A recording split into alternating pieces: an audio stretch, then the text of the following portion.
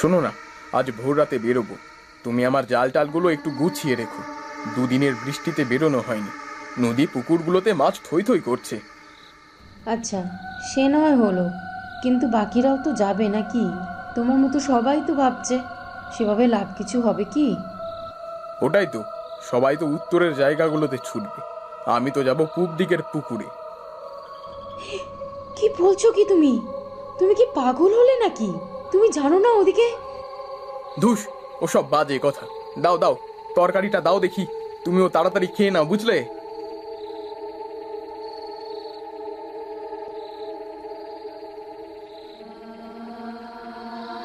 মালা, আমার জালটা ঠিকঠাক রেখেছো তো? আজকে বড় মাছ ধরতে হবে। হ্যাঁ, সব ঠিক করে রাখা আছে। তুমি চাটা খেয়ে নাও, তারপর বেরিও। কিন্তু সাবধানে থেকো। জানো তো, আজ পূর্ণিমার রাত। তুমি আবার ওই এক কথা নিয়ে পড়লে। ওসব ভূতের কথা শুনে কি কাজ করব না নাকি? তুমিই তো বলো যে ভয়ে কাজ ছেড়ে দেয় তার কাজ জোটে না। কিন্তু ওই দিকটা তো... আরে তুমি ভয় পেও না অত। দাও, চাটা দাও। ঠিক আছে, সাবধানে যেও তুমি। সুমনকে ডেকে দিই, ওকেও নিয়ে যাও না হয় আজ। না, ও ঘুমাচ্ছে, থাক। তুমি বরং ও উঠলে ওকে হাটে যাওয়ার জন্য তৈরি হয়ে থাকতে বলবে। অল্প কিছু খই আর গুড় এই পুটুলিতে বেঁধে দিয়েছি, এটা নিয়ে যেও।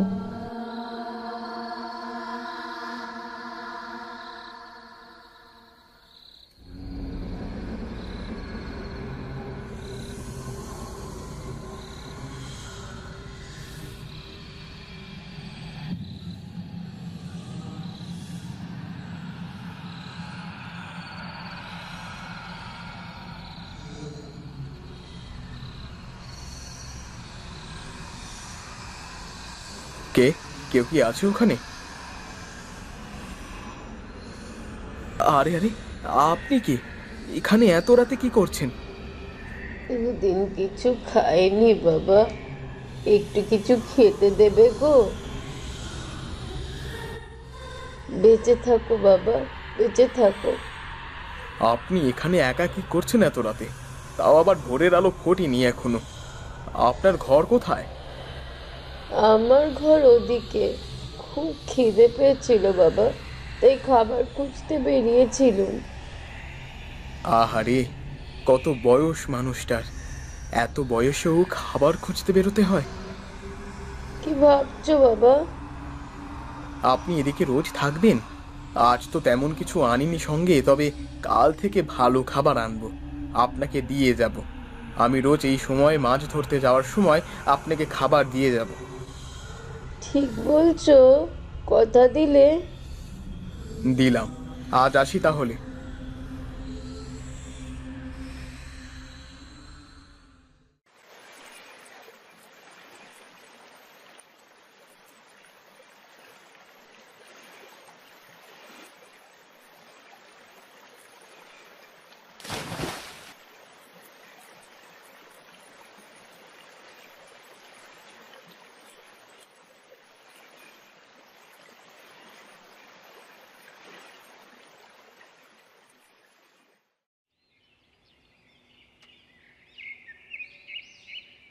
মালা, মালা, কই গো?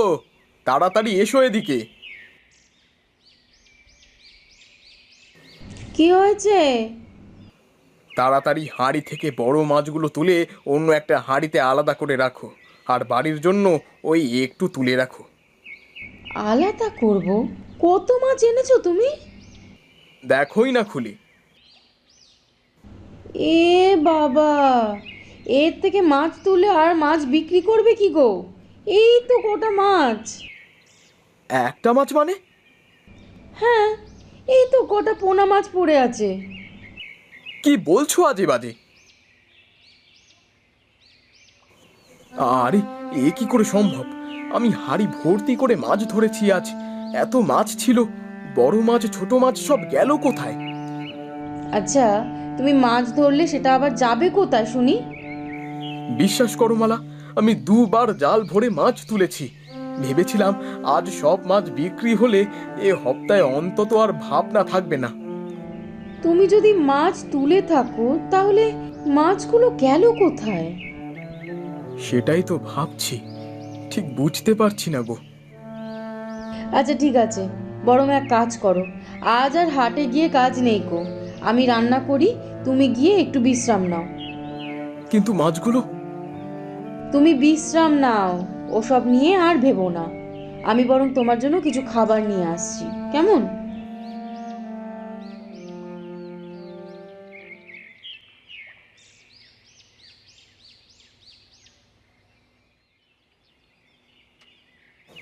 কি গো, কি হয়েছে তোমার?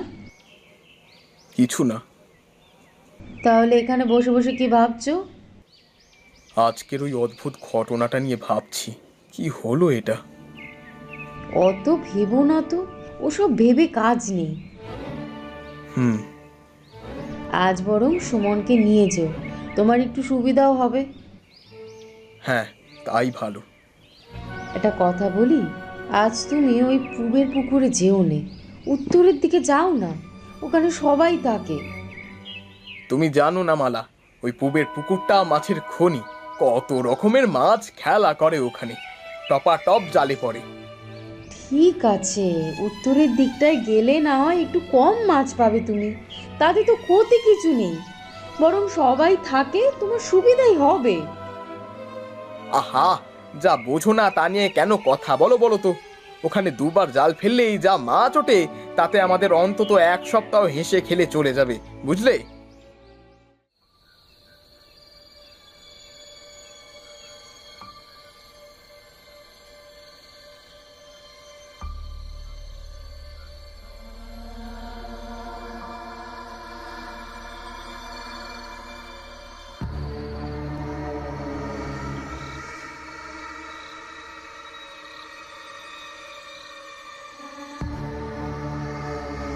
কি হলো বাবা, এখানেই দাঁড়িয়ে পড়লে যে?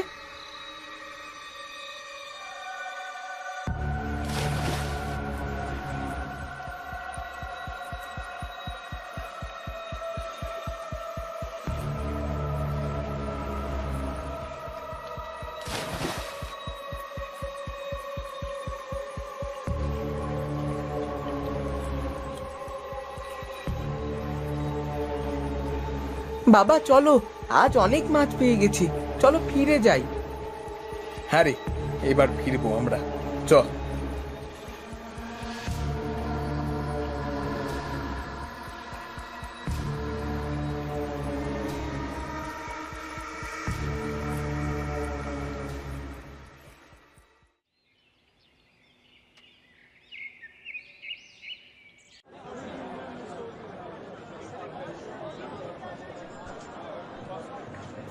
বাবা আজ বিক্রি খুব ভালো হয়েছে। হুম, হবেই তো। তরতাজা মাছ জল থেকে তুলে তুলে দিচ্ছি, সবাই কি খুশি হয় বলতো? হ্যাঁ বাবা, মাও খুব খুশি হবে। এই রমেশ, তুই আমাদের পচা মাছ দিয়েছিস? তোর এত বড় সাহস!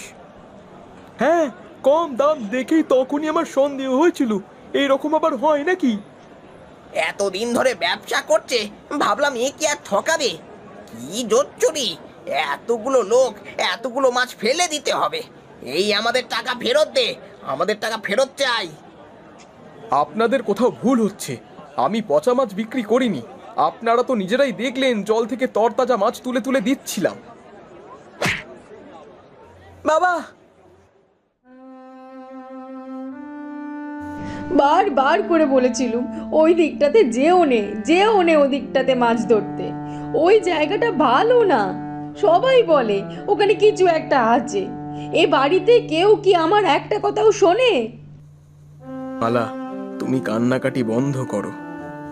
তোমাকে কত করে বলেছিলুম বলো তো, ওখানে যেতে না করেছিলুম? কোনো কথা তুমি একটুও শোনোনে। এভাবে একসাথে কারুর মাছ পচতে পারে? ওই মাছেই কোনো গন্ডগোল ছিল, আমি বলছি শোনো। ঠিক আছে, এবার তুমি থামো, আমাকে একটু শুতে দাও।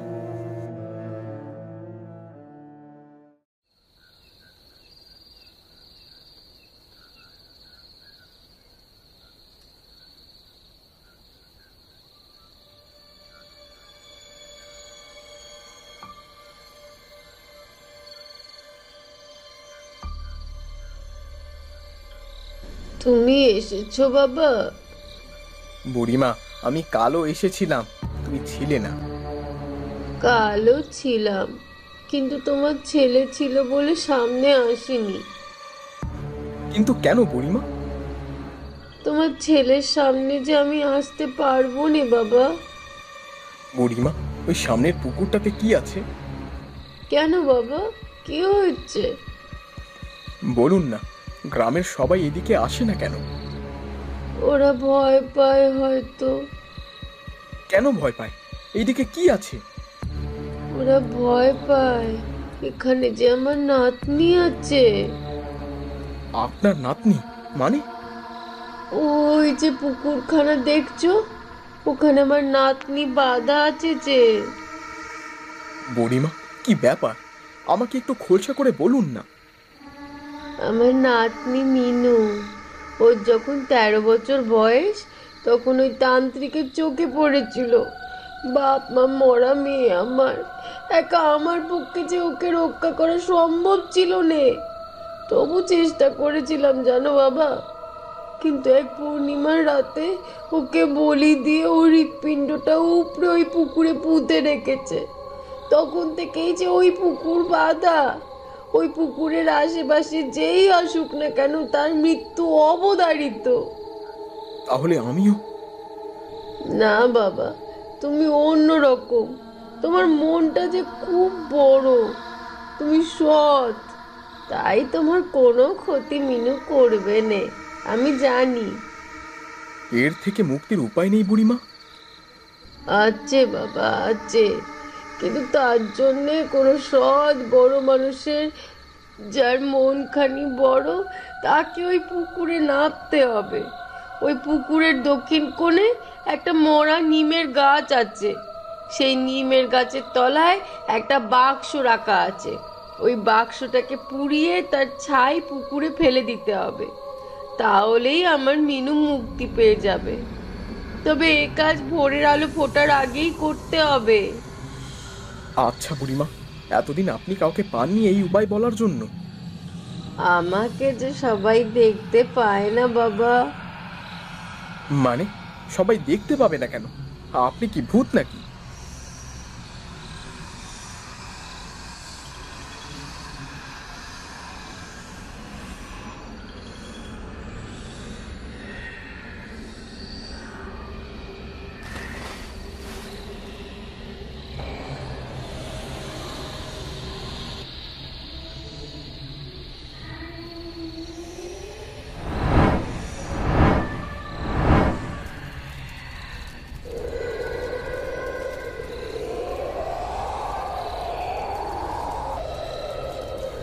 ভয় পেও না বাবা, এই আগুন নিভবে না।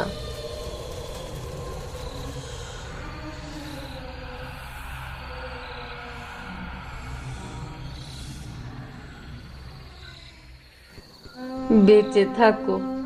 তুমি আজ আমার নাতনিটাকে মুক্তি দিলে, আমারও আজ মুক্তির দিন। এই পুকুরে তুমি আর তোমার পরিবার আজীবন মাছ ধরতে পারবে। তবে মনে থাকে জানো, অন্য কেউ না। না বুড়িমা, তাই যদি হয় তবে আমারও এই পুকুরে মাছ ধরে কাজ নেই। এ পুকুর থাকুক। তুমি আবার তোমার সততা প্রমাণ করলে বাবা। এ পুকুর আজ থেকে সবার জন্য রইল। তবে হ্যাঁ, শুধুমাত্র ভোর রাতের জন্যই। মাছ ধরার সময় এই ভোর রাতি, তবেই এই পুকুরের মাছ তারা পাবে, নয় তো নয়। আমি আসি কেমন বাবা, আমার সময় হয়ে এসেছে।